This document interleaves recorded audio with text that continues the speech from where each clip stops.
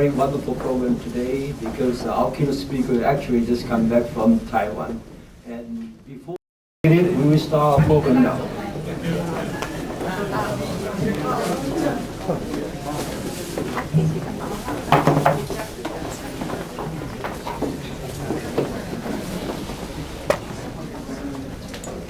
Good evening, ladies and gentlemen. Thanks for coming on this busy Sunday. And we have a very wonderful program today because our keynote speaker actually just come back from Taiwan. And before we start, we'd like to invite the host of this event is the Chairman Director of this Taiwan Center, and let's welcome David Chen.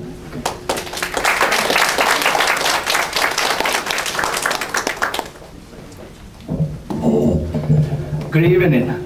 Thank you and welcome. First, I will invite you to join me to give Mr. Richardson a welcome applause.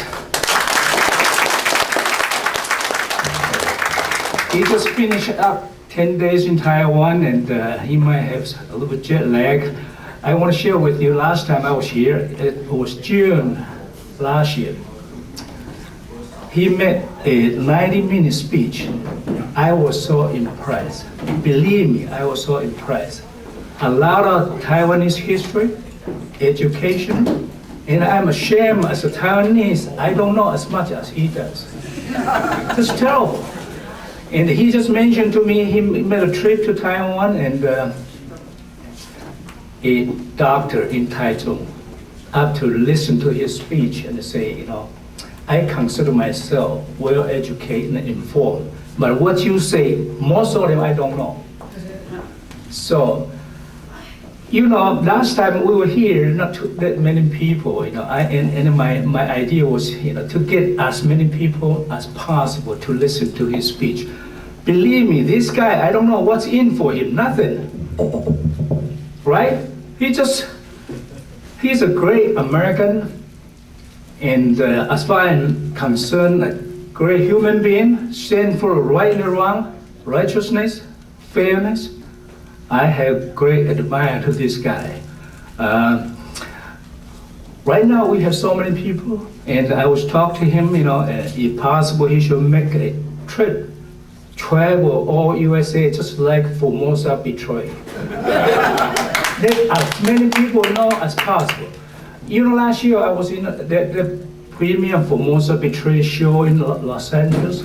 You know what Adam Ken, the director, told us?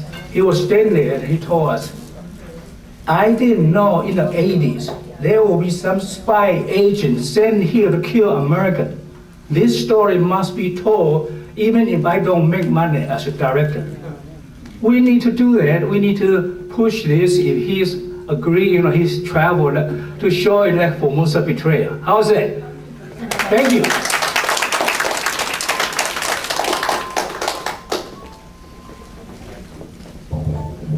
Thanks, David, for the opening remarks.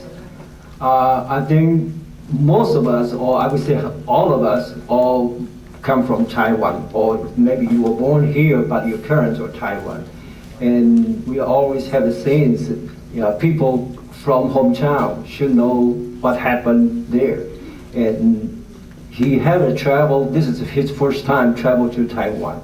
And he traveled from Taipei to Taichung to Kaohsiung and then back to Taipei. So it's a wonderful trip. And during his trip, he will share with you the details, you know, what he learned, what he heard. He had a chance to visit also Gukwanmin, Apien, and lots of people in Taiwan. So lots of inside stories he will share with you.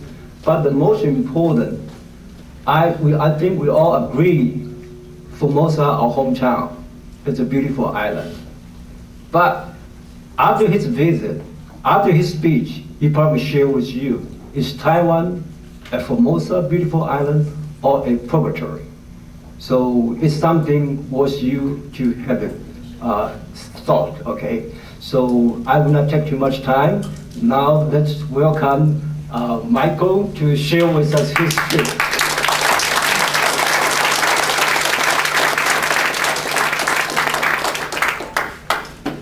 Gakaho. I learned that in Taiwan.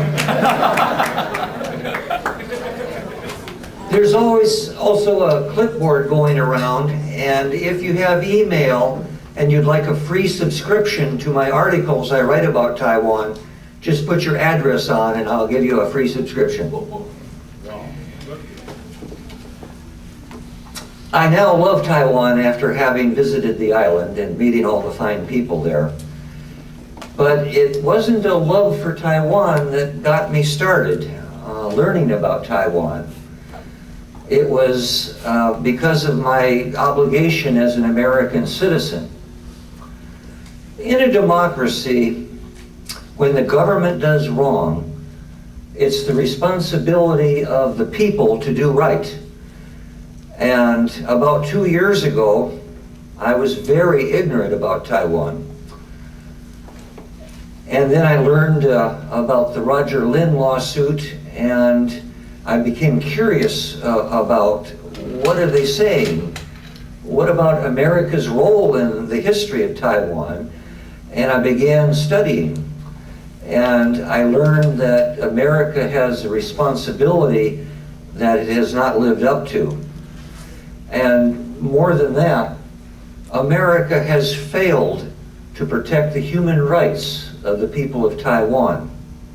And that's the topic of my remarks.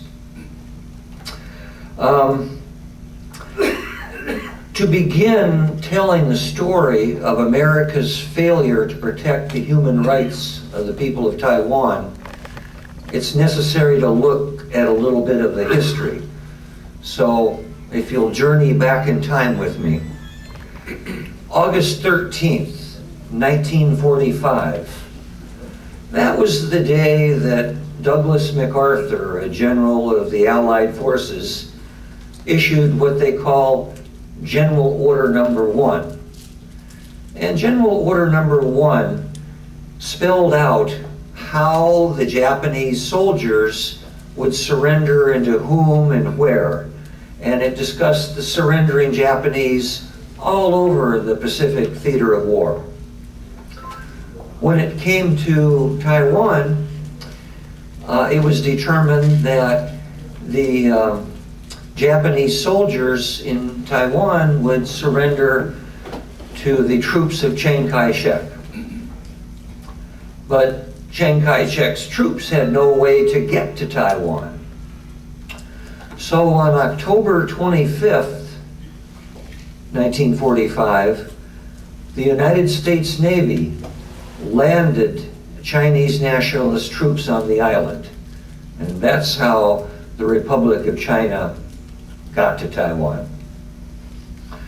The day before the ROC troops were landed on the shores of Taiwan by the United States Navy, the United Nations was born. October 24th, 1945 was the start of the United Nations. But the United Nations would be no help for the long struggle and suffering that the Taiwanese people would soon face under Republic of China regime.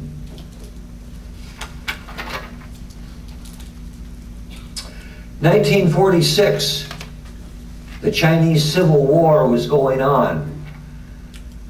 The troops of Mao Zedong were defeating the troops of Chiang Kai-shek. The Chinese nationalists were in retreat. America was worried about the communist revolution. America was worried that China would become allied with Russia. So President Truman ordered another one of his generals to go to China and try to make peace between the Chinese communists and the Chinese nationalists, General George Marshall. But Marshall was unable to bring a truce to the Civil War in China. President Truman later explained why his peace mission failed. And I'd like to read you a sentence that Truman said explaining why that failed. This is President Truman. The Marshall Mission had been unable to produce results because the government of Chiang Kai-shek did not command the respect and support of the Chinese people. So already,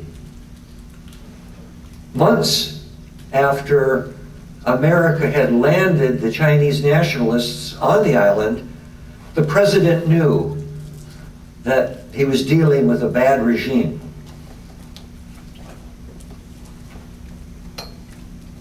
But did nothing.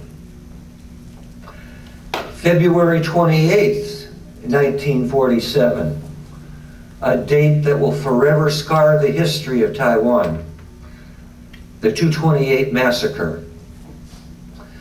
The 228 massacre occurred on occupied Japanese territory. That made it a war crime that there's never been a tribunal for, a war crime where the war criminals have never been brought to justice.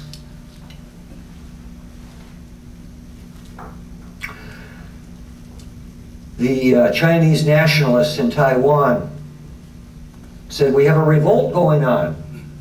The Taiwanese people are rising up against us. We need more soldiers. And Chiang Kai-shek just sent over thousands of troops. They arrived on March 9th of 1947, and the killing and the bloodshed began immediately.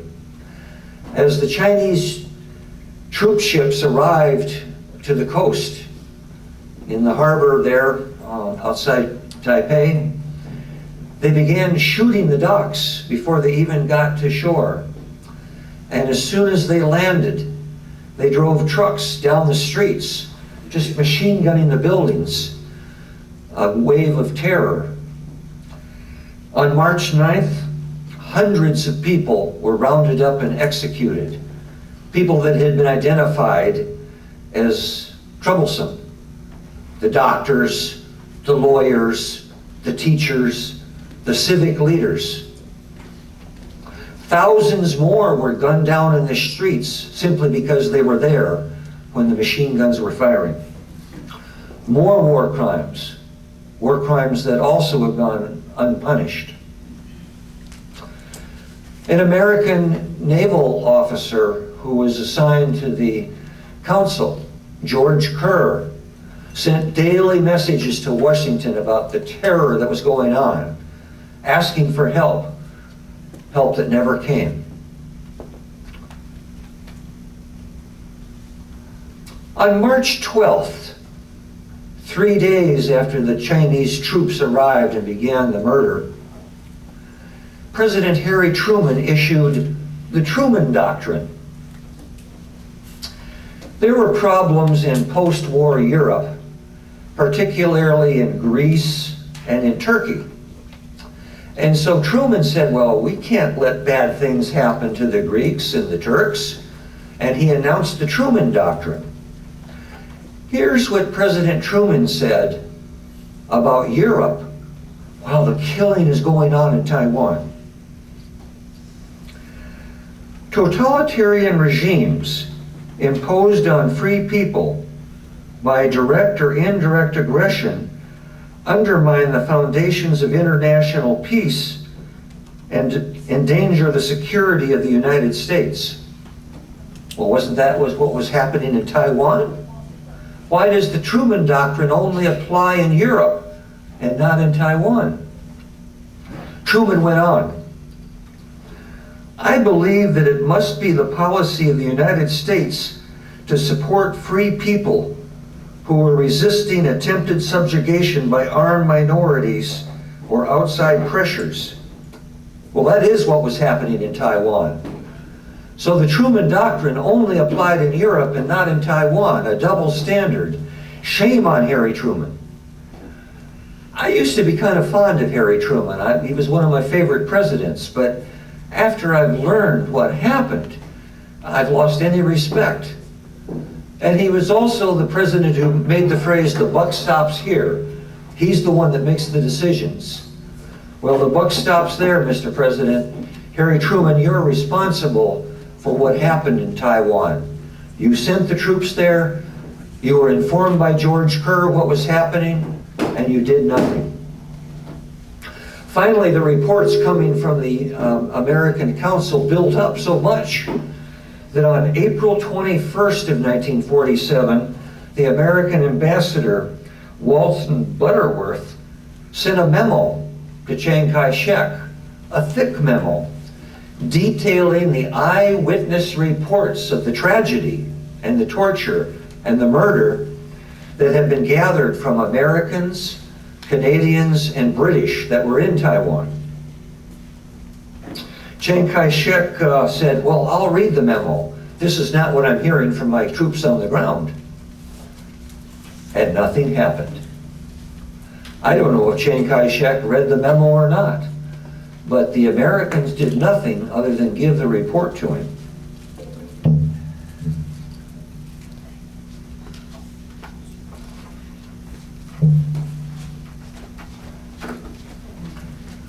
March 14th, 1949. Now America's spy agency is into the picture, the Central Intelligence Agency. And on March 14th, 1949, months before the exiled government would come to the island with 2 million more Chinese nationalists, the CIA wrote a report to President Truman titled Possible Developments in Taiwan, and they stamped it secret. And it remained a secret document for years and years and years. Finally, it was declassified. And here's what that secret CIA memo to President Truman said. The native population of Taiwan would welcome release from Chinese control, but it is not now strong enough to stage a successful revolt. In other words, the oppression is so strong, the people cannot revolt. What are we supposed to do? The CIA report went on. There is strong sentiment in Taiwan favoring independence, but the situation is complicated by the conflicting interests of the native Taiwanese and the Chinese nationalist elements. The Taiwanese bitterly resent the performance of the nationalist administration. The Chinese rulers have exploited the native population to the limit without regard for their welfare. This is what the CIA was telling President Truman. United States support to the Taiwanese aspirations would require taking over authority from the established nationalist regime. So once again, nothing happened. The White Terror period continued. The Americans knew about it, and they did nothing but put a secret stamp on it to keep it quiet. Finally, people in the State Department who had read the reports and were shocked at President Truman's inaction began plotting an overthrow of Chiang Kai-shek. Between March and July of 1949, the Department of State, George Kennan and Dean Acheson, plotted an overthrow of Chiang Kai-shek. George Kennan said, "We've got to make it look like a spontaneous independence movement in Formosa." Dean Acheson assigned a diplomat to continue the plotting of the overthrow, a man named Livingston Marchant. And he was assigned to implement the overthrow of Chiang Kai-shek. He studied the situation, and he decided that there was a particular general, ROC general, that was the best candidate to replace Chiang Kai-shek, General Sun Li-jin. The Americans made arrangements for General Sun to travel to Tokyo and meet with Douglas MacArthur, who would raise the issue of a coup d'etat. General Sun did go to Tokyo and meet with MacArthur. MacArthur told him, "If you overthrow Chiang Kai-shek, we will support you." But General Sun was loyal to the ROC and instead went back to Taiwan and reported to Chiang Kai-shek, "The Americans want to overthrow you." The next month, August 1949, the CIA bought the Civil Air Transport. The Civil Air Transport was a company that was developed during World War II to help supplement the war against the Japanese in China. And at this point, they had a fleet of airplanes. The CIA bought it, and in August 49, it was the largest airline in Taiwan, run by the American Central Intelligence Agency. In October 10th of 1949, the CIA began their secret missions flying into China for spy missions.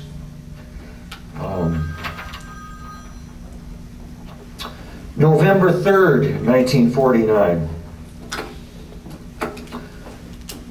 Reports continued to come out of Taiwan about the horror of the White Terror period. And so the American Consul General gave yet another memorandum to Chiang Kai-shek, complaining about the misgovernment in Formosa. Meanwhile, the Pentagon sent military intelligence operatives to Taiwan, and they began their operations alongside the CIA.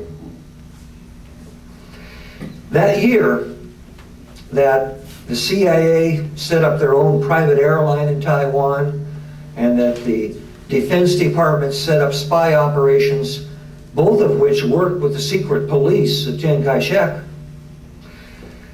The United States government estimated there were 10,000 arrests and over 1,000 executions. The American spies knew what was going on and looked the other way. More than look the other way, they cooperated with the secret police that was conducting this terror campaign. Finally, the New York Times had an article about what was going on in Taiwan because nobody in America knew, because it was all marked secret.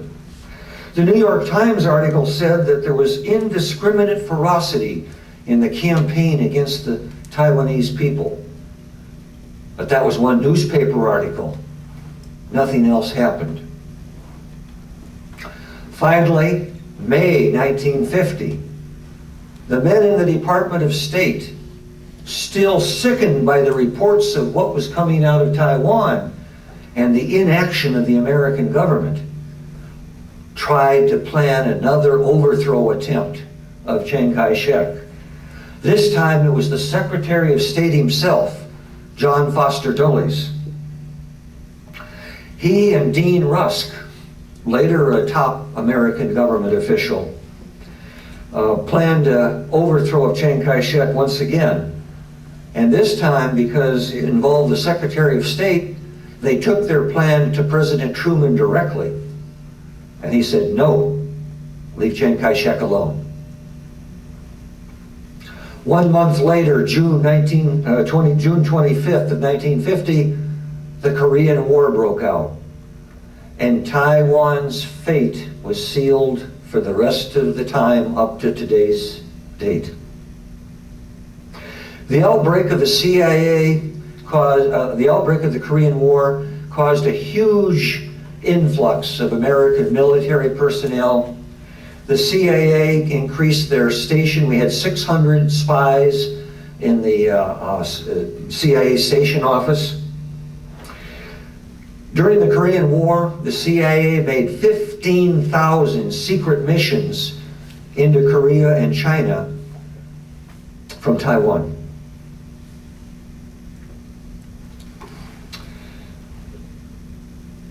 For the next 20 years, the CIA director had more authority and more power than the American ambassador. When Chiang Ching-kuo was president, he only met with the American ambassador 4 times during his whole time he was in office. But he met weekly with the CIA because he knew that was where the power was. And his spies had been working with the American spies for years. Chiang Ching-kuo knew that the American CIA would give them money weapons, and training.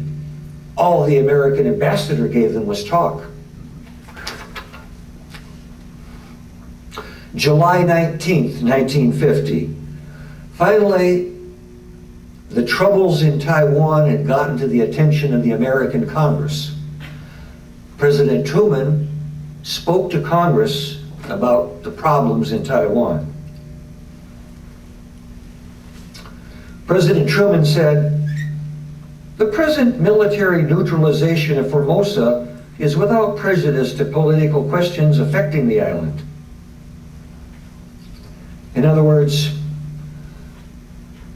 yes, we're doing what we're doing, but the ROC doesn't own Taiwan, and the fact that they're doing what they're doing doesn't prevent future change.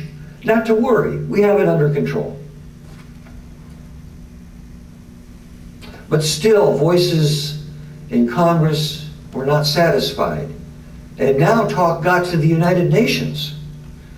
So on August 25th of 1950, President Truman gave a message to the United Nations about Taiwan. He said, "The determination of the future status of Formosa must await the restoration of security in the Pacific, a peace settlement with Japan, or consideration by the United Nations." This was 5 years after the ROC had been on the island. So the American ambassador to the United Nations, a man by the name of Warren Austin, couldn't understand Truman's message. And so he asked for clarification of what did Truman really mean. So 2 days after Truman's message to the United Nations, he wrote a private letter to Ambassador Austin. Truman told the ambassador, "The Chinese government was asked by the Allies to take the surrender of the Japanese forces on the island. That is the reason the Chinese are there now. But yet, this was 5 years after the Japanese surrendered, so why were they still there? Shame on President Harry Truman for that excuse." Meanwhile, the White Terror continues, and America did nothing.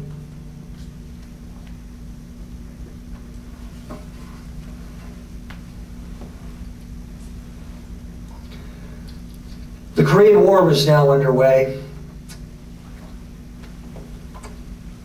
The Chinese had entered the war.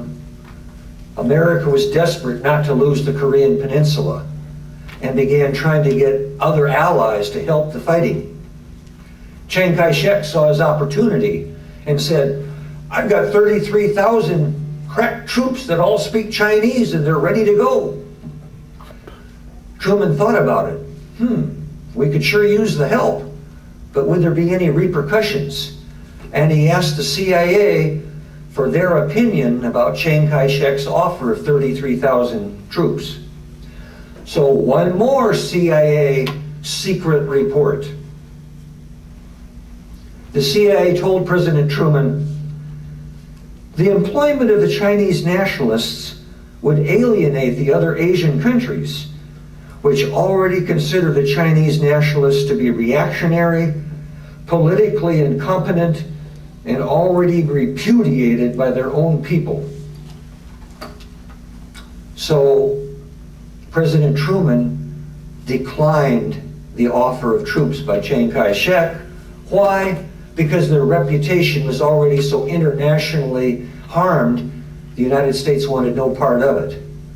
But did the United States do anything about the bloodshed that was still going on in the island? No.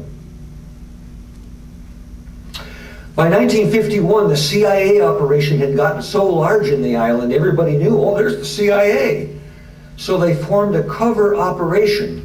They formed a private company called Western Enterprises, and that became the cover for the CIA operations. Negotiations were underway for the San Francisco Peace Treaty with Japan to formally end the war. And the treaty was signed that year and ratified in 1952. But while the San Francisco Peace Treaty was being discussed and signed and ratified, the killing, the arrests, the torture, the beatings, the intimidation, the threats in Taiwan still continued. And the Americans did nothing. It got so bad that the ROC governor of Taiwan, K.C. Wu, went to Chiang Kai-shek and said, "You've got to stop this. Your soldiers are killing the people." And for that, an attempt was made on Governor Wu's life. So in 1952, Governor Wu had to flee Taiwan, never to return. And he lived in exile in the United States for the remainder of his life. And the Americans did nothing. In 1953, the CIA increased their operations with more spy planes, but they were worried about the repercussions of American pilots being shot down.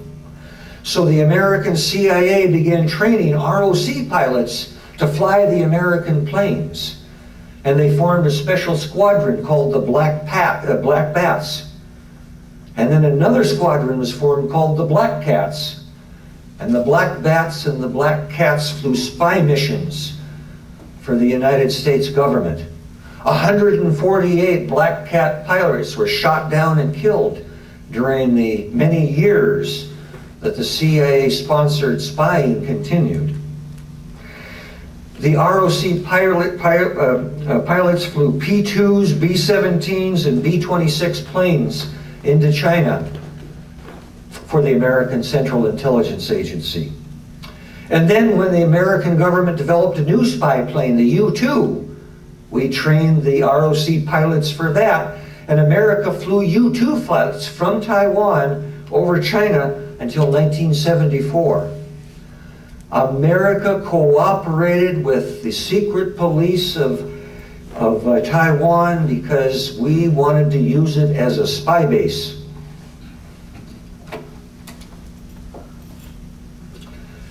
In 1952 brought a new election and a new American president. Now Harry Truman, with his bloody hands, was out of office, and Dwight Eisenhower was in office. So what happened? Chiang Ching-kuo gets invited to the United States, entertained at the White House by President Eisenhower. He goes over and meets at the CIA with the CIA director while he's in Washington. And he dropped by the Department of State, where John Foster Dulles, who years earlier had plotted the overthrow of his father, said, "You've been a little rough on the Taiwanese people." A little rough. That's what they're talking about, the White Terror, a little rough. Shame on the American government. January 11th, 1954, time for another CIA secret report.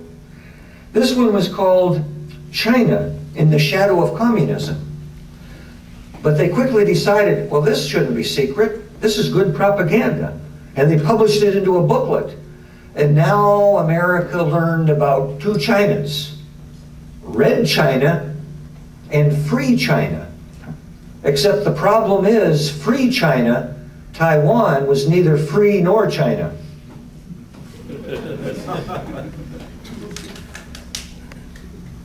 The Department of State publication, China in the Shadow of Communism, was simply propaganda, pro-ROC propaganda. Now the Americans, instead of being silent about the atrocities committed in the island, was defending and promoting the regime. Chinese began shelling Quemoy and Matsu that year. Members of Congress said, whoa, what's going on here? It's getting out of hand. And on December 1st, 1954, the Mutual Defense Treaty was announced. January 24th, 1955. Now President Eisenhower makes his own message to Congress about Taiwan. President Eisenhower.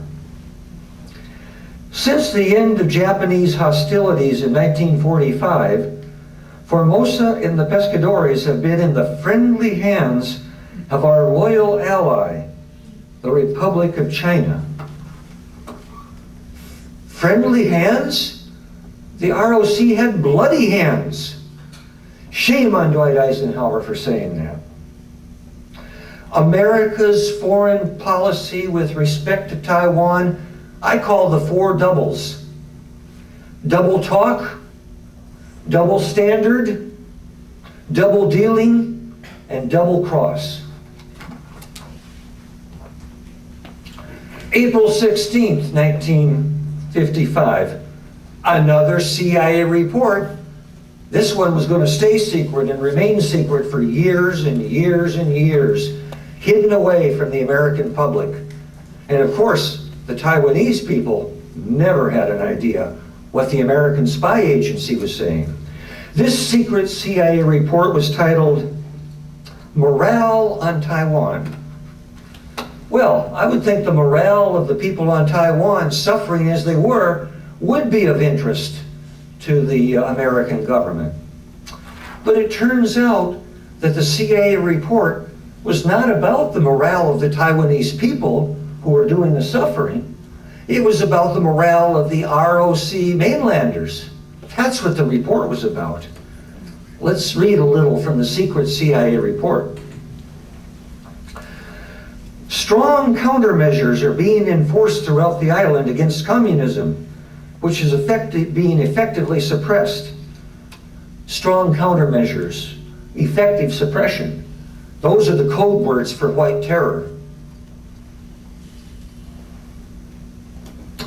The Taiwanese have some resentment of the ROC invaders. The CIA was even actually at this point calling them invaders.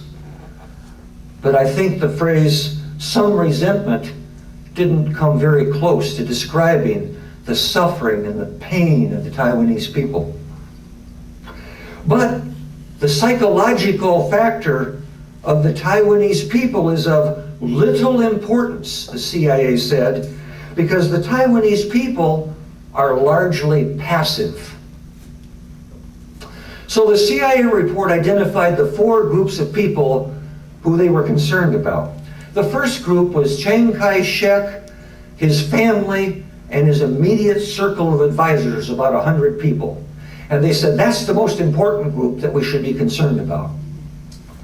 The second group that the CIA said has some degree of importance is the military and security officers. The third group is the ROC government officers. And the fourth group are the rest of the mainlanders. But the CIA said really the only two groups we need to worry about their morale are the soldiers, the secret police, and Chiang Kai-shek's family and friends. And the morale of anybody else doesn't matter. Secret, they marked it. President Eisenhower read that report, though. At least he was given it. I presume he read it.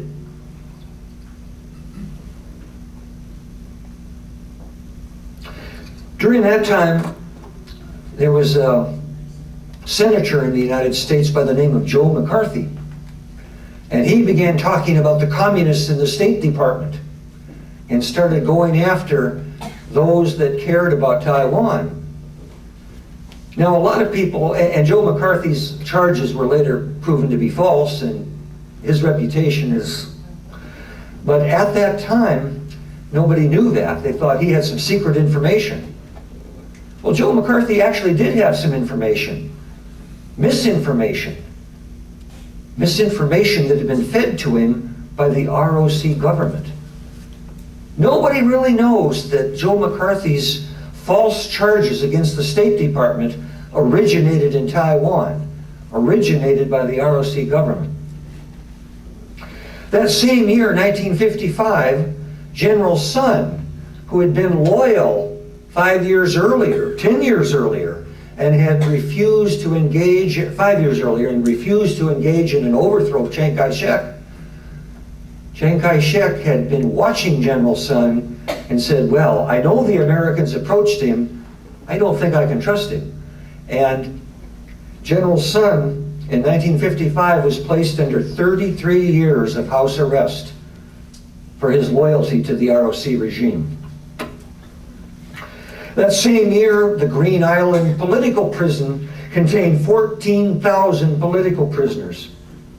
The American government has estimated, based on ROC official records, that during the period 1949 to 1987, that there were 29,407 arrests that they officially know about, and 4,500 executions. But that doesn't begin to talk about the missing people. When a census was conducted years later, several years later, a missing household category, there were 120,000 Taiwanese people that were missing from the census. No one knew where they were. That's because they were buried in fields, their bodies dumped in the rivers had floated out to sea. 120,000 missing people.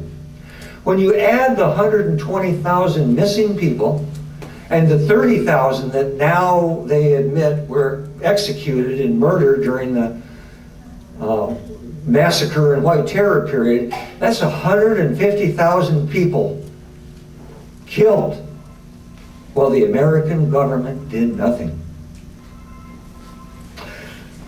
In 1958, the CIA got a new boss in Taiwan, a man by the name of Ray Klein. And Ray Klein ran the CIA station in Taiwan for 4 years, from 1958 to 1962. He was a drinking buddy of Chiang Ching-kuo. He was the one that Chiang Ching-kuo met with weekly. There was no dirty deed that happened in Taiwan during those 4 years that Ray Klein did not know about. Ray Klein was rewarded for his years of service in Taiwan, got promoted to become the deputy director of the CIA, went to Washington, where he continued overseeing what was occurring here on the island of Taiwan.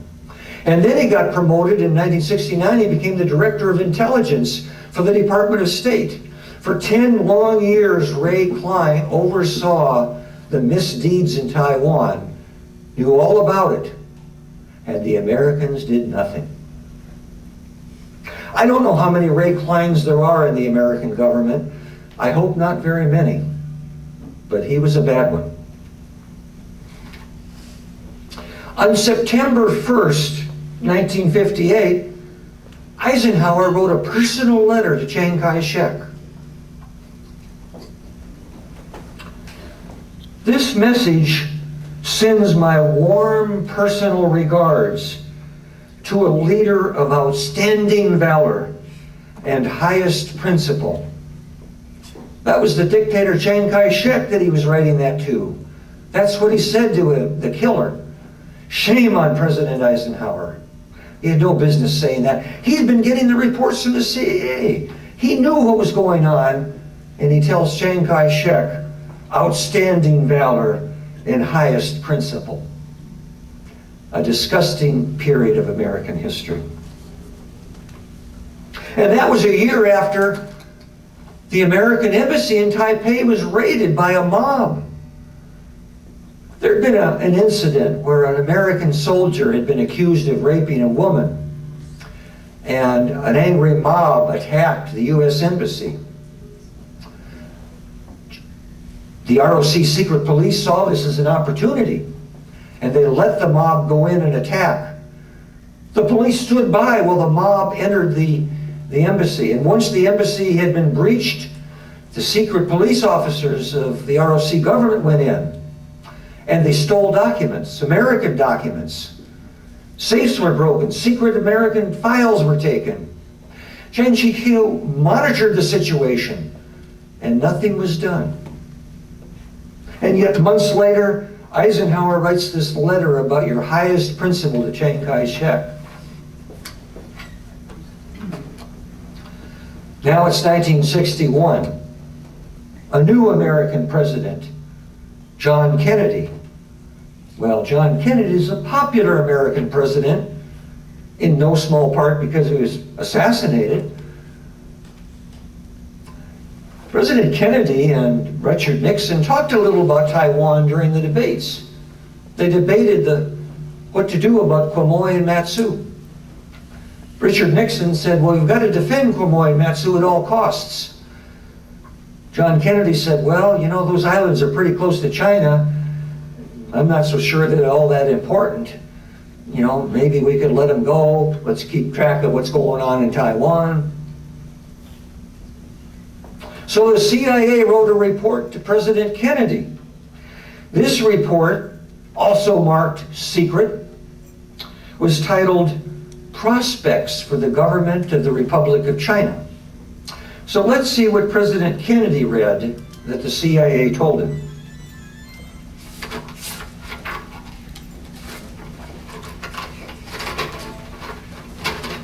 The CIA said, martial law and a multiplicity of security organs operating under various degrees of secrecy enable the regime to prevent or break up undesirable developments. Undesirable developments is talking about independence. The people who dared talk about independence for Taiwan. That was considered undesirable by the CIA. That's the report they sent to President Kennedy.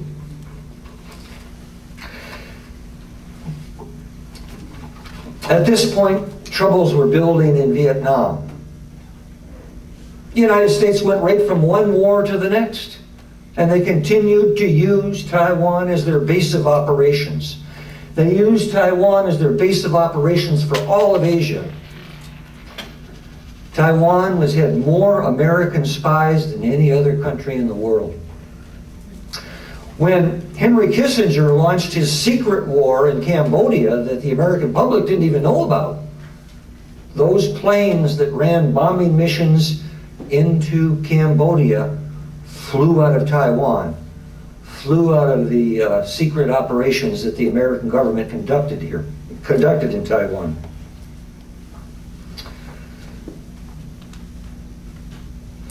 Meanwhile, the CIA hired former Chinese nationalist troops in Laos and Burma to open up another front in Vietnam.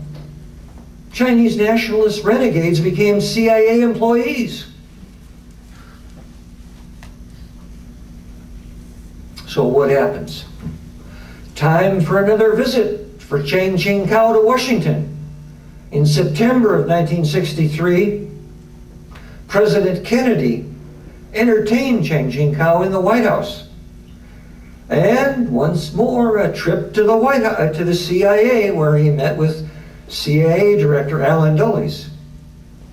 And when Richard Nixon was president, he also would invite Chiang Ching-kuo to the White House in a special meeting with Henry Kissinger at the Blair House. And then things changed. Something happened that changed the American relationship with Taiwan. America recognized the People's Republic of China on January 1st, 1979. It was a terrible shock to Chiang Ching-kuo. He had less than 12 hours notice. Immediately, he was notified at 2 in the morning. They woke him up to tell him, in the morning, the Americans are going to recognize the People's Republic.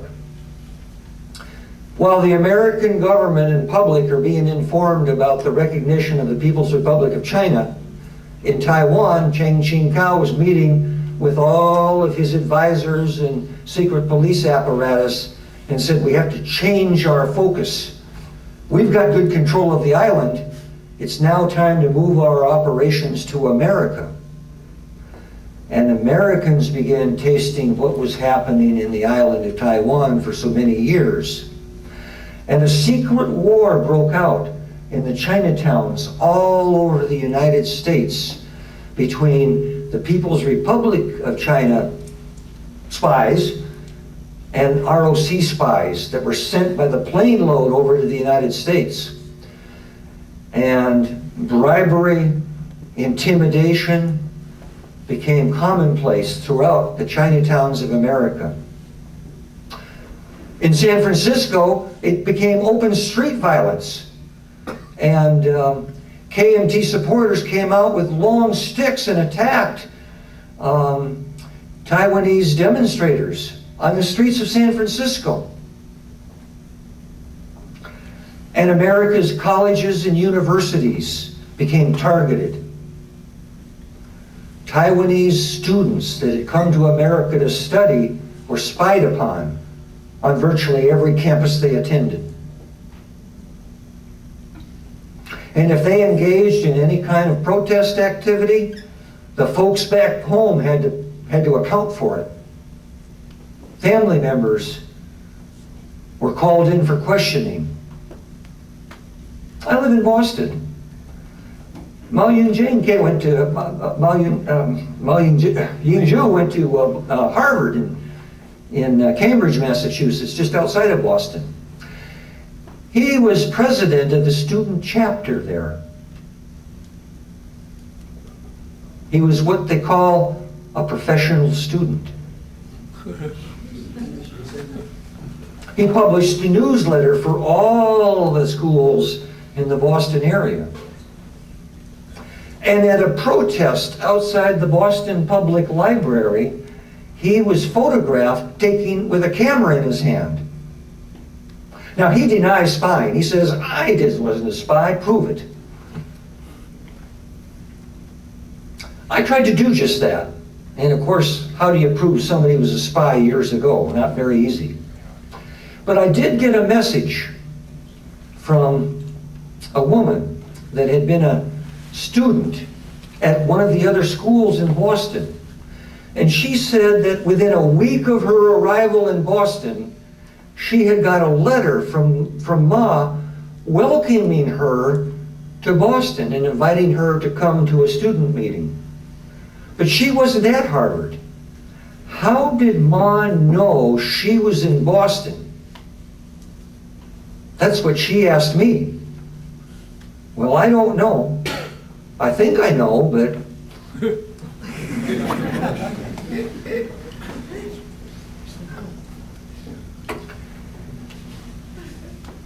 things were still bad in Taiwan. The freedom movement was starting to the democracy movement was starting to build. The editors of Formosa magazine did lead a march on Human Rights Day in Kaohsiung.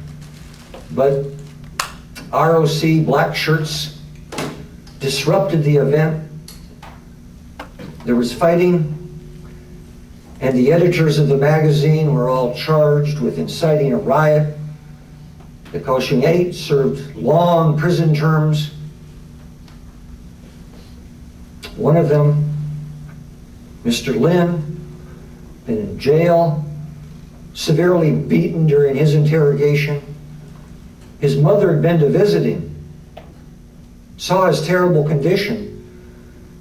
She contacted human rights groups outside, and for that, she paid her life. Well, Mr. Lin was in jail, and his wife was up to visit him. Someone entered the home, murdered the mother, murdered 2 of the 3 girls in the house. The other one was stabbed 8 times. Crime that's never been solved. But yet the house was under constant surveillance. There was only one entrance into the house.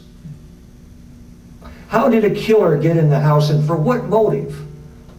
And on what day did the killer do his dirty deed? On February 28th, to send a message.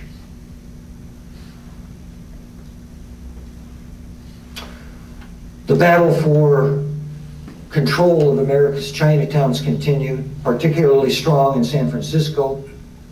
And a Chinese-American journalist by the name of Henry Liu, who had lived many years in Taiwan, had the nerve to write a biography of Chang Ching-kuo, a not-so-friendly biography. And for that, Henry Liu paid his life. The ROC secret police apparatus hired killers from the United Bamboo Gang. And the ROC spy masters flew to America, stayed in Los Angeles until it was time to come to San Francisco for the killing. The Bamboo Gang killers came in, and Henry Liu was murdered in his own garage in Daly City. The American government learned about it because at this point, the Americans understood what was happening. They knew about the spying on Americans on American soil. They knew what was happening to the students. And Taiwan, ROC, was placed under a watch list, and that triggered the National Security Agency to begin an electronic eavesdropping campaign. And the National Security Agency wiretaps overheard the message, a telephone message, between the ROC spy chief and the killers. Eventually, the killers served a couple of years in jail. Two of the spy masters here served a couple of years in jail, but the trail never went higher. Many believe that Chang Ching-kuo himself was responsible. I think not, but I think his son was.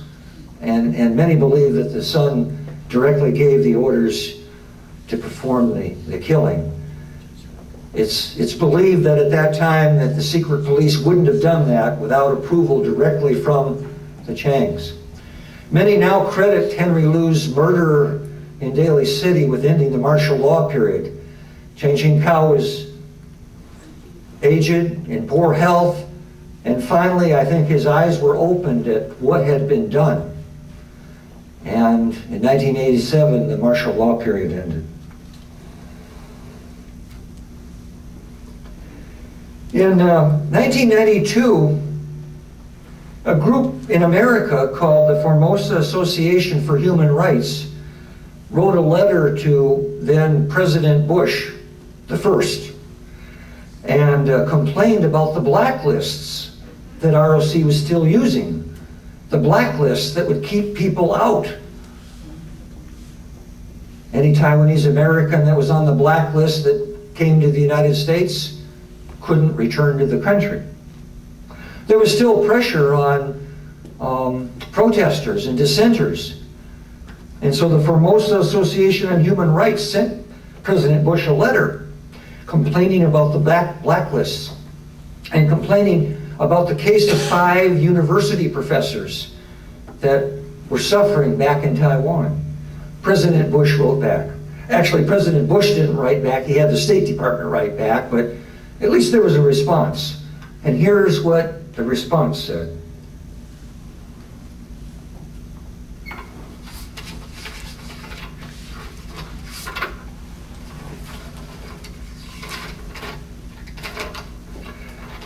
You know, I think I left that letter in my luggage. Well, anyway, what the letter said was, yes, things still have some work to do, but much has been done, and we're moving in the right direction. That was basically the message back. And by now, it was become a ritual for American presidents to go to the Great Wall. Every American president, since we recognized China, has gone and stood on the Great Wall. Now we're up to Bill Clinton. And of course, it was his turn to go stand on the Great Wall. And when he had a meeting with Jiang Zemin, he was handed a book by the Chinese leader. And the book was called The Heretic Cult of the Falun Gong. And it justified the persecution of the Falun Gong. President Clinton had no business accepting that book as a state gift. Shame on Bill Clinton. Let's move up to current history. Each year, the Department of State issues a report on human rights in Taiwan. Here's what they have to say out of the most recent report for last year. The U.S. State Department says that for an independent commission to investigate. That's what the State Department report said for last year. So what will the State Department report for this year say about recent events? Well, if the State Department is honest, they'll have to talk about Roger Lynn being called in for interrogation for treason charges for an independent commission to investigate. That's what the State Department report said for last year. So what will the State Department report for this year say about recent events? Well, if the State Department is honest, they'll have to talk about Roger Lynn being called in for interrogation for treason charges for an independent commission to investigate. That's what the State Department report said for last year. So what will the State Department report for this year say about recent events? Well, if the State Department is honest, they'll have to talk about Roger Lynn being called in for interrogation for treason charges for an independent commission to investigate. That's what the State Department report said for last year. So what will the State Department report for this year say about recent events? Well, if the State Department is honest, they'll have to talk about Roger Lynn being called in for interrogation for treason charges for an independent commission to investigate. That's what the State Department report said for last year. So what will the State Department report for this year say about recent events? Well, if the State Department is honest, they'll have to talk about Roger Lynn being called in for interrogation for treason charges for an independent commission to investigate. That's what the State Department report said for last year. So what will the State Department report for this year say about recent events? Well, if the State Department is honest, they'll have to talk about Roger Lynn being called in for interrogation for treason charges for an independent commission to investigate. That's what the State Department report said for last year. So what will the State Department report for this year say about recent events? Well, if the State Department is honest, they'll have to talk about Roger Lynn being called in for interrogation for treason charges for an independent commission to investigate. That's what the State Department report said for last year. So what will the State Department report for this year say about recent events? Well, if the State Department is honest, they'll have to talk about Roger Lynn being called in for interrogation for treason charges for having the nerve to use American courts. They'll have to talk about the problems with Ocean Voice Radio in Taichung. And I'm going to talk more about that in a minute. And they'll have to talk about continued activity by the black shirts. Last May, Ma Ying-ju was going to visit a temple in Tainan. He had to walk through a crowd in the streets. 5 students had positioned themselves right near the entrance of the temple. Excellent position for a protester. They didn't have signs. They didn't throw anything. All they did was raise their voice. And when Ma walked past them, they began taunting him for the problems in Taiwan. And immediately a dozen men in black shirts attacked these students. Someone with a video camera on a tall building nearby filmed the whole thing. You can watch the black shirts attack these students with Ma standing there 10 feet away. The black shirts pushed the students backward, 2 to 3 black shirts on each student. And then the police moved in. And did the police protect the students for their lawful activity? No. The police took custody of the students and dragged them down the streets.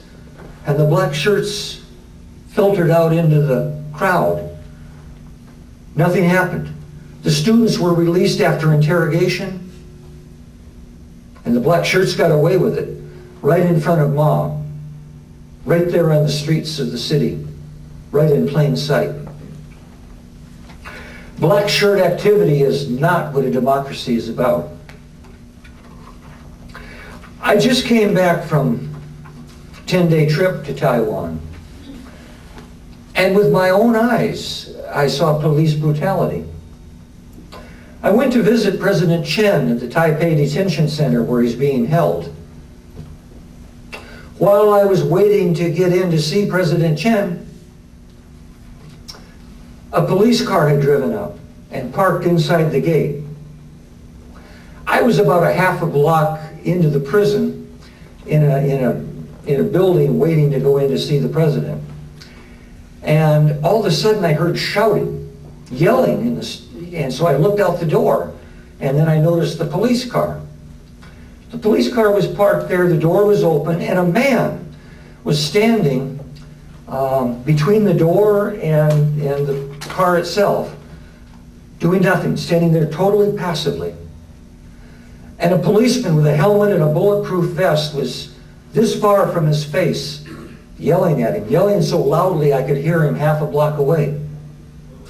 And then he yelled louder, and I could see the policeman's face was flush red with rage, his face contorted into an ugly look. And then he shoved the prisoner, shoved him in against the car, and the man's head hit the car. And they pushed him in the car, and the car drove off. And with my own eyes, I got to see the ugly face of ROC brutality. Then I went in to see President Chen. We were in a small room, but not together. Between me and the president stood a bulletproof glass wall with bars, and he's totally surrounded by cement. I'm totally surrounded by cement. I wasn't allowed to take anything in, not a pen, not a paper. There was no way that I'd had any direct contact with him.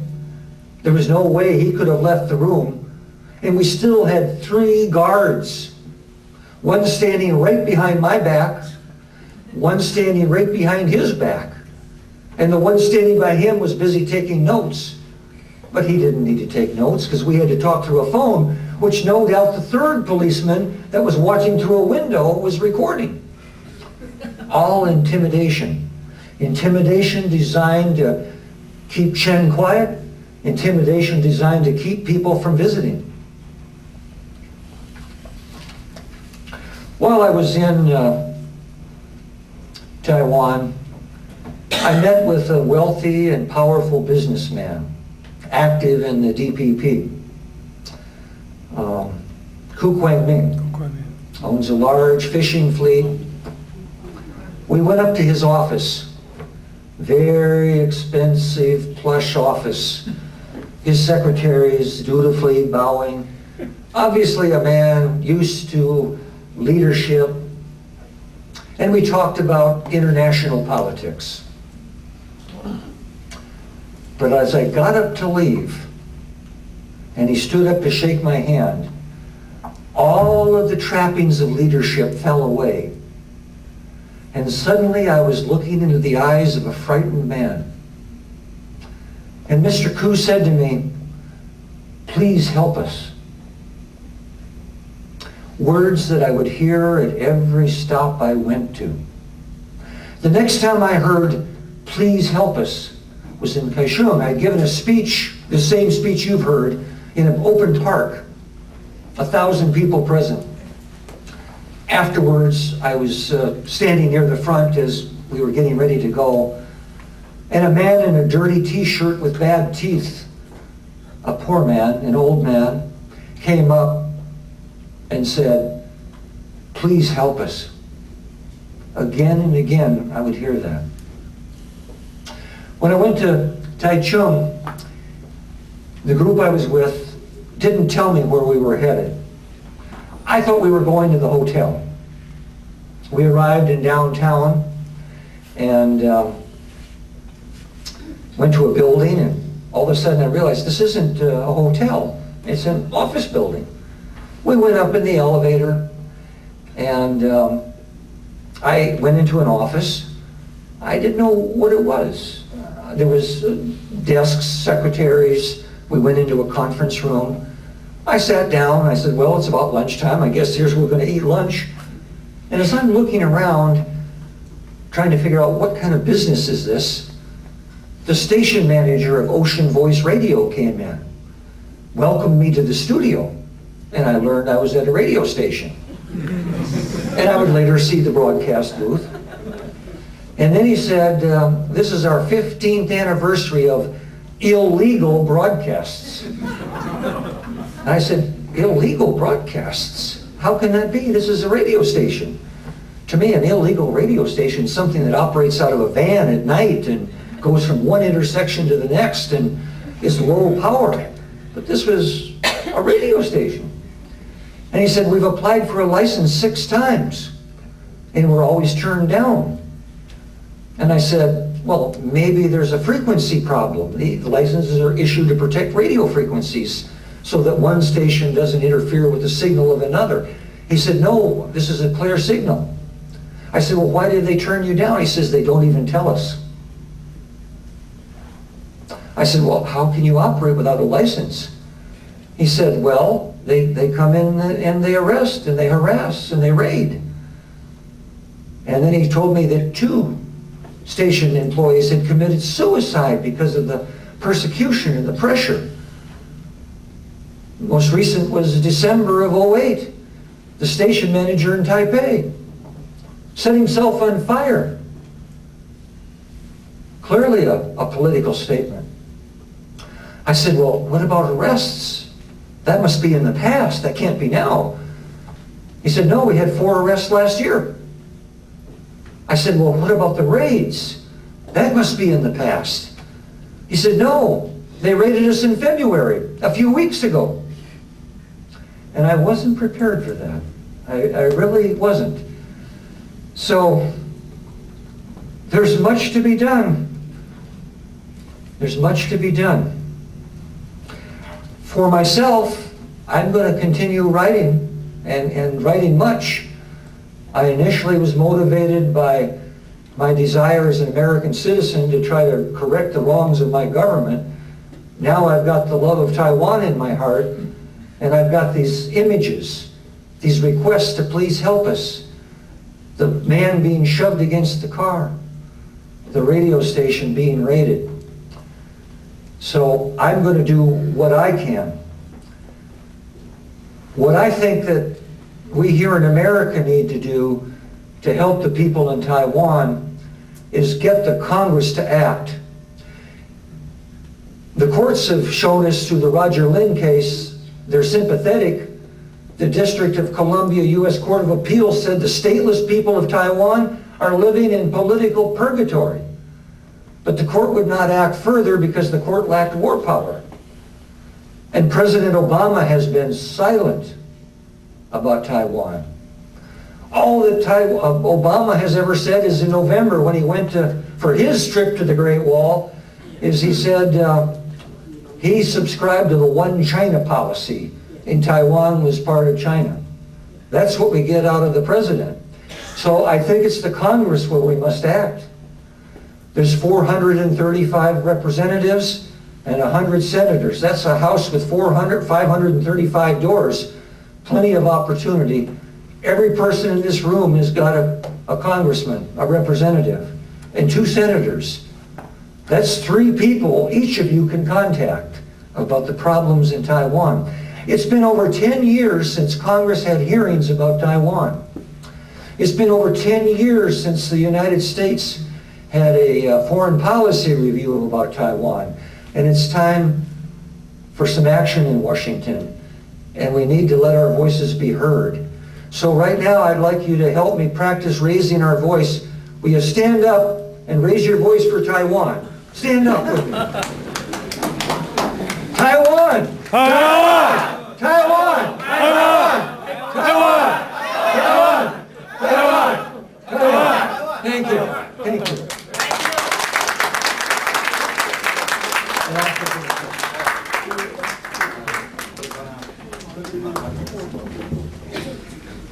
I guess we all have seen the movie Formosa Betrayed. So after Michael's speech, I think we are so frustrated. It's hard for us to swallow, what happened in Taiwan, also, in the United States. The government, the executive office, they seem to keep silent, on and on. And this year, Michael, he spent more time to the CIA decode document. So he shared us with a lot of information inside the story. And those are true stories. I believe all of us, all American citizens, it is time for us to focus, to raise our voice to the Congress. We need to ask congressional hearing about the Taiwan status. It's really needed. If we all can work together, I think we should be able to take care of Taiwan's issue. As Michael said earlier, justice delayed is injustice. So we, Taiwanese American, we want the justice happen in our generation. No longer delayed. We can wait another president, and find out more CIA, top secret, how to deal with Taiwan's, could be Formosa betrayal again. So I believe all of us, that's our job. Michael did not know Taiwan before end of 2008. He started to write article for Taiwan beginning of January 2009. And up to now, up to today, he has finished about 130 articles, report. Thank you. He first worked in the Boston Examiner, but now he works in more broader area, that's examiner.com. So actually that covers the national version. So everywhere can read his article.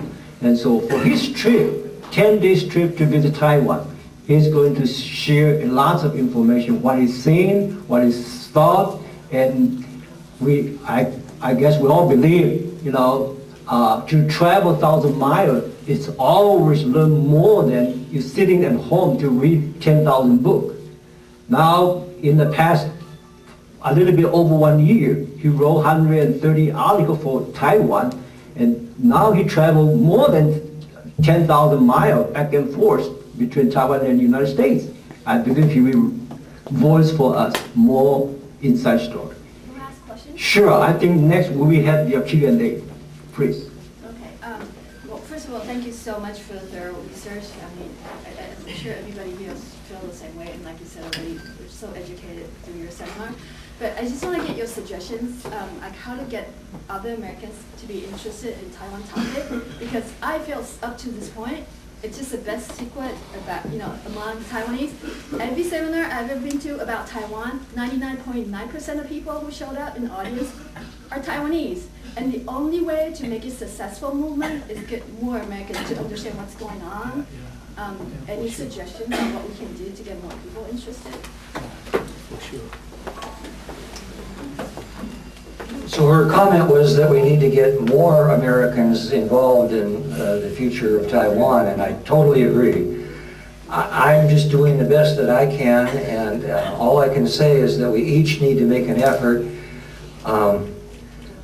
There's an American folk singer by the name of Pete Seeger, and he tells the story that if you have a pond, even if everybody's only got one pebble, if enough people throw their pebbles in the pond, we can make an island. When will change come? I don't know, but I do know this.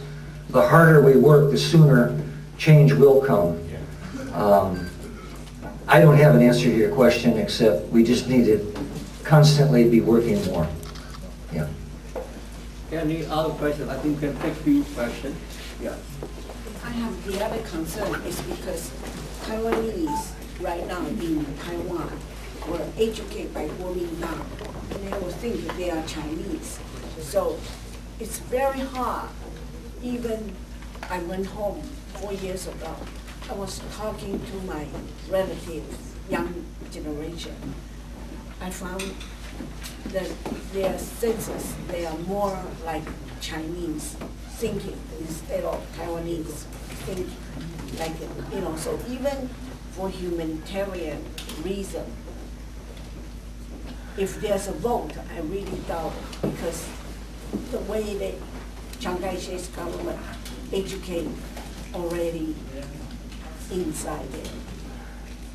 Your comments, and back to your comment, that's why I also mentioned going to Congress, because if there were hearings about Taiwan before the Congress, that would raise the visibility dramatically. And then the American news media that's been ignoring Taiwan would have to respond. And so I think that's a good point of attack, is the Congress. About the lack of information, you know, so many Americans don't know. Is it Formosa? Is it Taiwan? Is it the Republic of China? Is it Chinese Taipei? And so that's the level of understanding of most Americans. I myself was ignorant, so I know well. Up until 2 years ago, thereabouts, all that I knew about Taiwan was it used to be called Formosa. For some reason, wasn't in the United Nations, but I didn't know why. I'd seen some TV footage once of a fist fight in the legislature, and I'd seen advertising supplements for high-tech businesses in Scientific American. And that was the full understanding I had of Taiwan. I talk to people all the time about Taiwan, just on a one-to-one conversation. And outside of the Taiwanese Americans that I spoke with, I have only met one other American in a 2-year period that had heard of 228, and that was a college professor. And whenever I tell people about it, they say, I never heard that before. So there's much education work to be done. Well, I think the lady asked a very good question that how to be more attractive. What very ironically is the things happened in Taiwan is it have to happen on last year, in August 8th, the typhoon monarch. Because the typhoon attract the attention of the whole world. You can see the CNN news, Anchorman challenge Ma Ying-jeou, this guy. Well, we lose about 650 villagers from Shaolin in the high mountain. And then actually there's about 250,000 of Taiwanese that was killed in last 60 years that would stay in the sky of Taiwan to protect and to represent Taiwan. Okay, I would just emphasize it. We have to have some brave and blessing in our mind that, you know, Taiwan will never come. It's there. It's 400 years is over. More than 250,000 people was killed. And now a new incident coming last year. You see, KMT is going down after the August 8th. I think it's a miracle, but it's also a wake-up call for all Taiwanese. You know, it's what I try to emphasize. Without August 8th, you know, the 60 years, there have not many floods coming up. Back to 60 years ago, there's A7 flood. But 60 years over, there's another one coming. It's from the God. That's what I believe. I think all the Taiwanese should have the same believing. You know, together we stand. And Taiwan, Republic of Taiwan, it will come very soon. Well, I would salute to Mr. Richardson. You know, with your heart and effort, even the Beijing, this is what I heard. There's 8 people from Beijing is already set up a protocol against you. So you got to watch out. But you know, It is truly, we should set the first file, and we keep going on, and we can make it. Okay, God bless Taiwan. Thank you. Jerry's comments do raise one thing that I'd heard from a number of people in Taiwan, and that's as Ma's popularity goes down, there's concern, since he looks like he won't be reelected, that puts Taiwan in a crisis because people are worried that he might sell out Taiwan to China, and now it looks like he might do it before 2012. So there's much concern in Taiwan about that right now. I think before we take the second question, we had a couple of things to announce. And first, I would like to see, okay, not more than 2 minutes, okay? Yeah. Ladies and gentlemen, I come here to leak good news. Listen carefully. Now, Taiwan people are going to have civil government liaison office in Washington, D.C. very soon, probably within a couple of months. And so far I understand by last night, we know who is going to Washington, D.C., but I cannot tell you the name of this person, number one. Number two, I even understand what kind of size of this building or this office will be. I was told that 3 rooms, 1 room for this representative, and the second room, conference room, about 10 persons.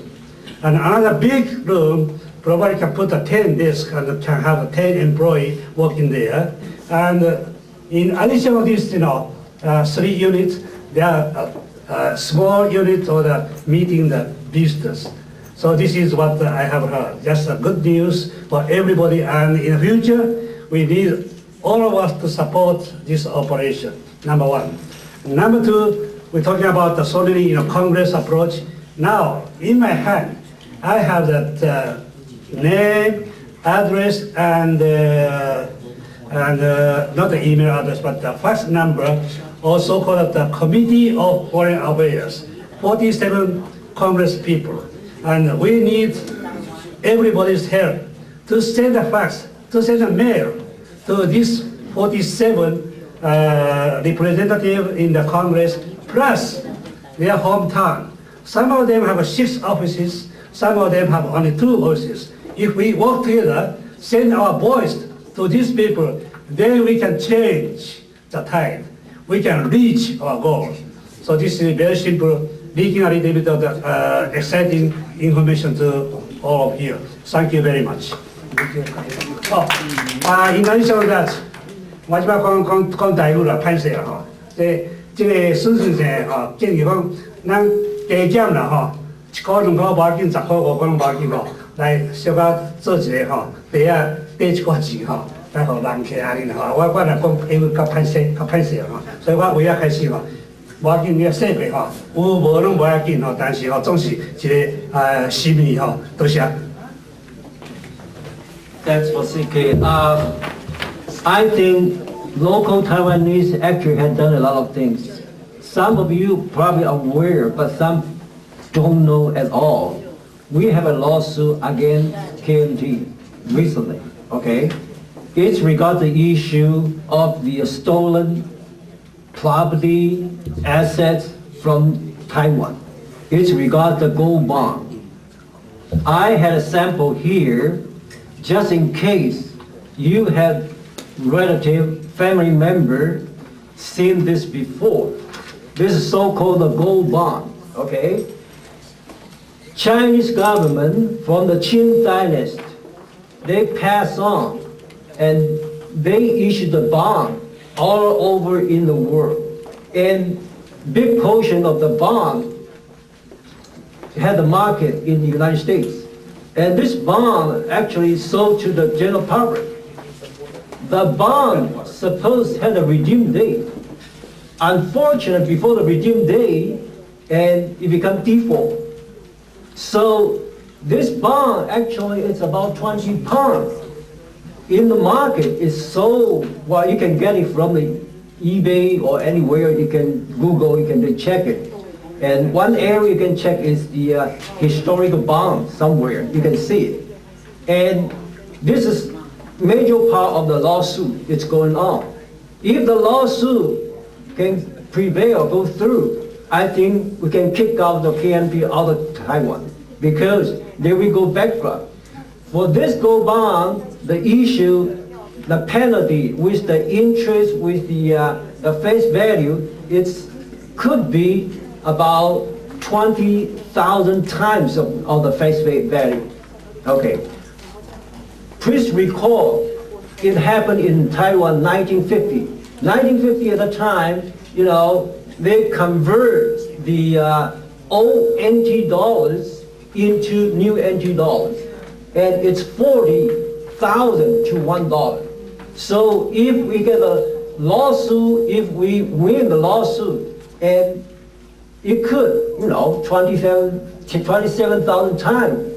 It's possible, but it's ongoing, okay? So watch out. This has happened in San Francisco, and we are suing KMT, okay? So we talk about, you know, the KMT is a party, a state for a long time, but this is a real time. We have to, you know, put in action. I think David has something to. No, I was going to give some few minutes of the 公民投票.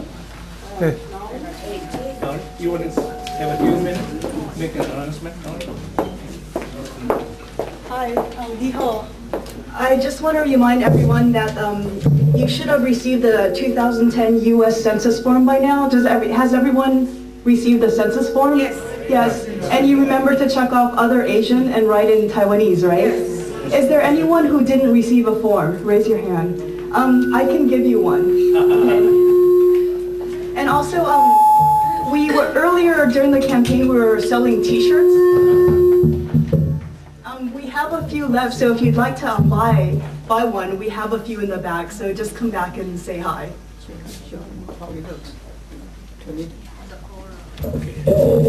尽量20块啦，主要是 fundraising for in the effort， 他们需要 funding。然后这样话是有这吼足水的，当互迄个少年的吼，这才5块尔啦，吼。啊，老现实甲来后边这一个，这个我咧甲因赞助伊这活动安尼吼，多谢。我想大家拢知，我这个活动吼，毋是讲咱这代人咧推动的，是咱的第二代，所以咱有甘心无？吼，大家拢足甘心的吼，这样这第二代，因已经吼去几个所在去迄个 promote。They went to churches, yeah. I went to all the events. Sometimes they cannot go there themselves. If I were there, I help them out to announce it. So please do support them. Thank you. Okay, now we back to our program. Any further question? We might, okay. Mr. Richardson, thank you for the inspirational seminar. We were very, very touched. Many of us went to see Formosa Betrayed just recently. And we remember aging Jack Kelly. And you remind me of Jack. You flew to Taiwan and investigated all this atrocity and unfairness, injustice, except Agent Kelly left CIA and he packed his package and he left. Well, we hope you continue to be our hero to investigate Taiwan. Having said that, I want to mention that because where I work with many people in the judicial system and with the government officials. So I'm pretty well connected with the American mainstream. I know my congressmen, I know my senators. I can talk to them in person, and that's something we really have to continue to do. I just want to mention that I know that there are lobbyists hired by the wealthy Kuomintang people. They are lobbyists who work in Washington D.C., they lobby for KMT because they can afford to hire them. Now that, I don't know how we can overcome. Maybe there is something you can suggest that our effort will not be undercut by the lobbyists. Because the true stories will be communicated to our congressmen, our senators. So I just want to mention that. Question was, how do you overcome the KMT lobbyists? And I'm reminded of something that President Ronald Reagan once said. He said, if you can't make them see the light, make them feel the heat. I think we just have to contact each of our congressmen and senators and let them know that you're going to hold them accountable and you want something and you aren't going to just take no for an answer, and we all have to do that. And a word about the movie Formosa Betrayed. I don't think that Agent Kelly was the hero of the movie. For me, Ming was the hero of the movie. Any other question? Oh, yeah. Well, I had a question and also a comment. Maybe follow up on basically what you answered and regarding the question that this lady asked. I think maybe one way to reach out to the just general American public and also raise this awareness is to maybe work together with some other human rights, more mainstream American human rights organizations that are passionate about justice type of issues. Because I think most Americans, like you said, like don't have this confusion about terminology about Taiwan and Republic of China even as a country is just usually not even heard of, right, by most people. And so just maybe working with student organizations and other maybe also older generation organizations so that they'll be really get active and put ours on the map in terms of the American mainstream, and also like talk to our American friends, because I think a lot of certain American friends that they're more into politics and these type of issues, they'll probably help us push this type of issue. Very good suggestion.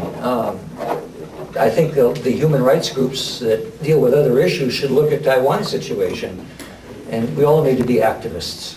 Yeah. Oh, and the other question is about what you mentioned about the bond or the lawsuit. Is that who's the litigant? And you said is it a lawsuit that's held in the U.S. court? Okay. If you have time while you go home, you can check our website, Taiwan Civil Rights Litigation.com. Taiwan Civil Rights Litigation.com.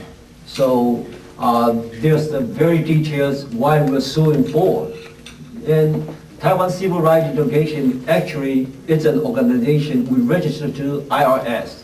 We never know that there's a law that you can form an organization just to defend a group of people's their human rights if they have been, violated.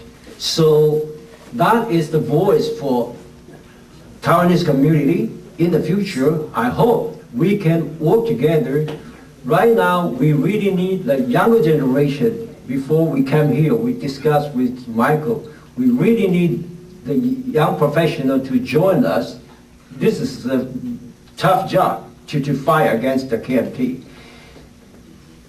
The most difficult, most dilemma to all the Taiwanese people is because everyone has a different explanation or different point of view about the status of Taiwan. Someone say Taiwan is already an independent country. Someone say no. If you've been an independent country, what is your government? What is the name of the country? Last year we had two international sports game in Taiwan, Kaohsiung and Taipei. Everyone actually paid close attention to these two events. We are waiting to see what kind of name we all release to the international community? Not Taiwan, not Republic of China. It's nothing. Just a Zhonghua Taipei or something else. We have this game inside Taiwan, inside the territory, and we have no name. So for those who keep saying Taiwan is an independent country, it's hard for people to understand. So, look around if you have a chance to join the other ethnic group, like Tibet. There's just few people in Bay Area. Every year I join your events.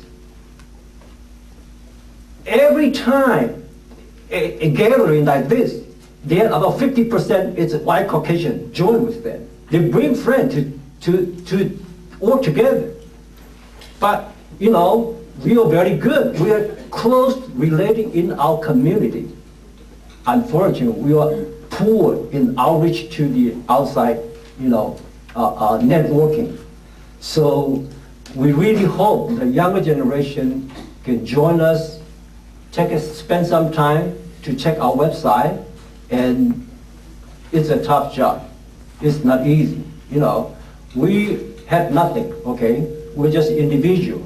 But we organize the organization under U.S. law, under IS law. It's tax exempt.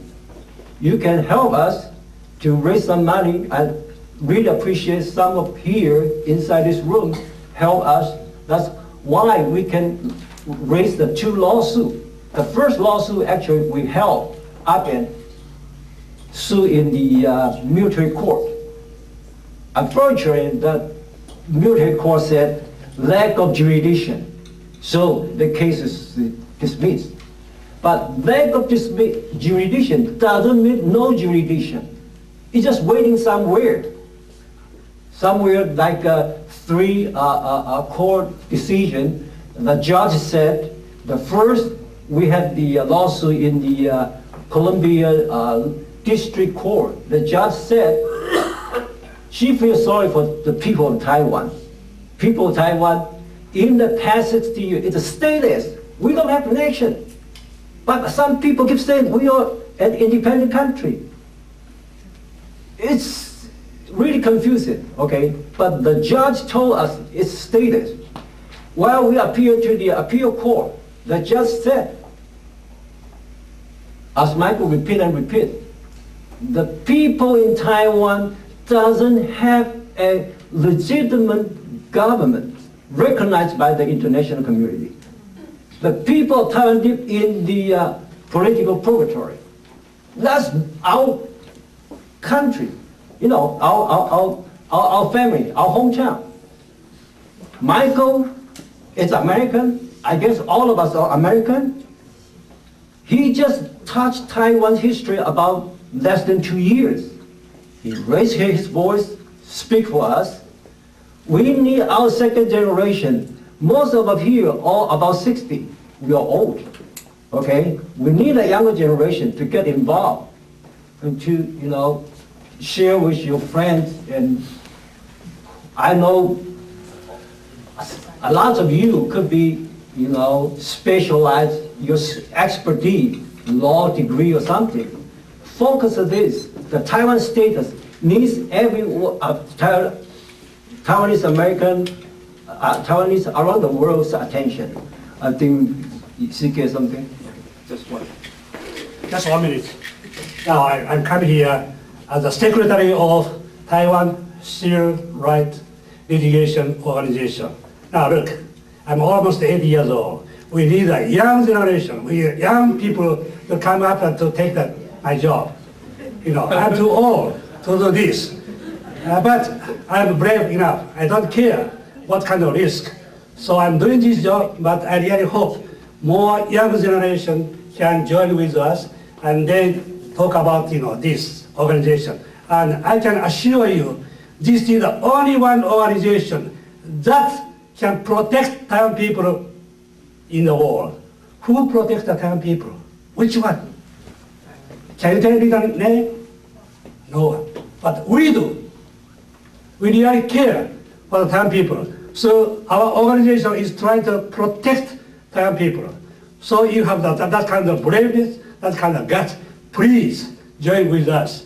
I'm coming here as a secretary of that organization. Thank you very much.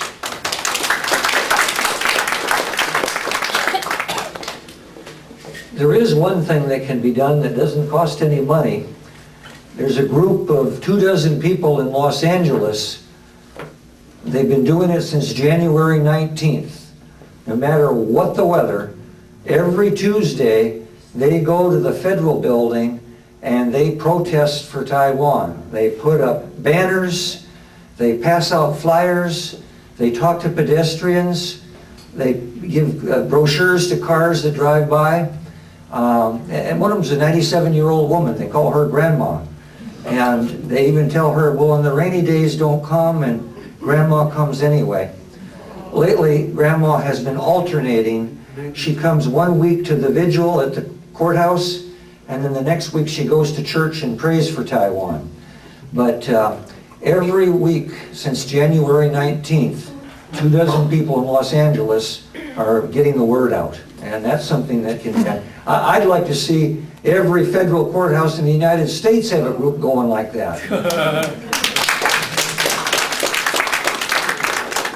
I think our time's getting close, but here, let me just, ask you a favor. If you had a group, if you need some, the true story of the Taiwan status, because all of us had been educated under KMT's education. We only know about the history between Taiwan and China, but we have no idea about the history of Taiwan and the United States. As a matter of fact, who holds the sovereignty of Taiwan today?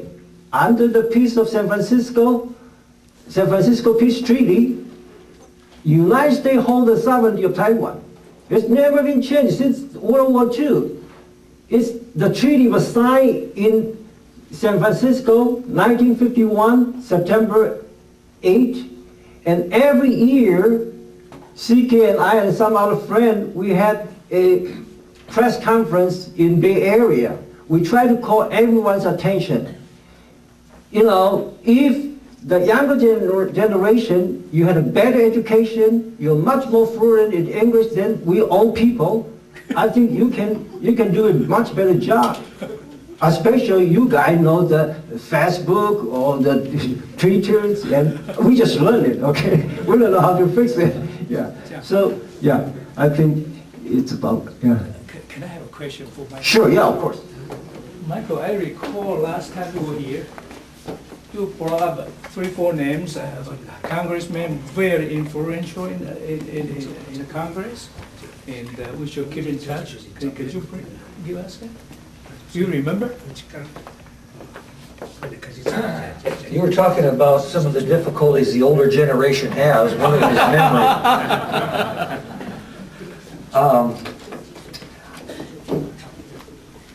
What I'd like to do, since I can't suggest names as I speak, would be to put together a small list of congressmen that would be particularly important to hear the message. I'll send that to you, and then perhaps you can share it with the group. Okay. My apologies for not being prepared on that point right now. Just thought of it. Thank you. Yeah. Well, I think we will wrap up the program. Before we close it, there's two announcements. One is the paper presented by Dr. Chen. In Taiwan, they talk about the ACFA, okay? ACFA, it's kind of ridiculous, the proposal, because if they say ACFA, we work, we promote, we help people in Taiwan, the economic, why not get the Taiwan to join the free trade agreement first? It's just so simple as that. So in Taiwan, there's a movement. It's ongoing. They need a signature to endorse it so they can get enough quorum. So we need about 80,000 signatures. Whoever haven't signed it or want to sign it, please get the application from Dr. Chen, Zhang Jianxin. he has the application form can help you. The last thing I will announce is that whoever wants to join the dinner with Michael, we are going to, right after here, go to the Loving Heart. It's the Milpitas Square. It's a vegetarian restaurant. He is a vegetarian. Okay, I think, thank you so much, and maybe next time. Thank you. Thank you.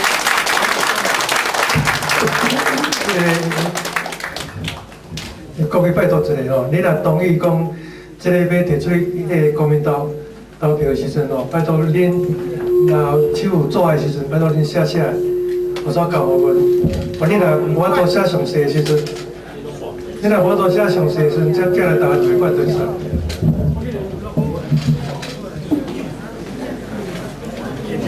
咱这收集了，就要寄转去台湾就对了吼。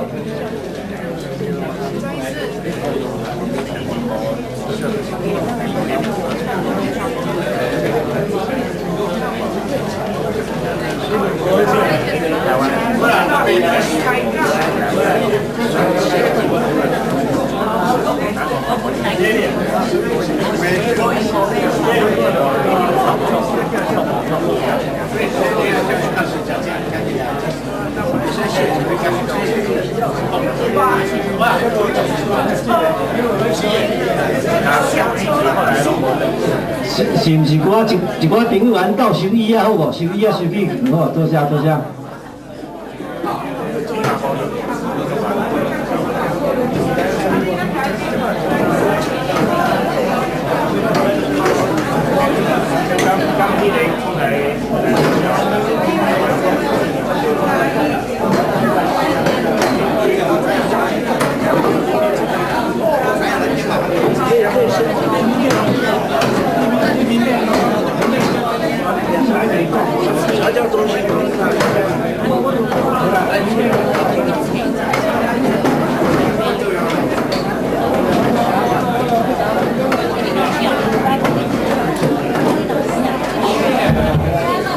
你去做食饭的人吼，才有迄个参观的迄个地址的名片啦吼。大家有遮离开，若是要去和这个Michael吼，Michael搁加讲一寡话，互相沟通吼。你是会馆的工作，所以才有名片吼。若知影的人当然就比较名片啦吼。希望几个同样吼，会当搁和你沟通，和你讲一寡话，安尼对了解以及对咱的宣传吼，提供一寡好势，感谢大家。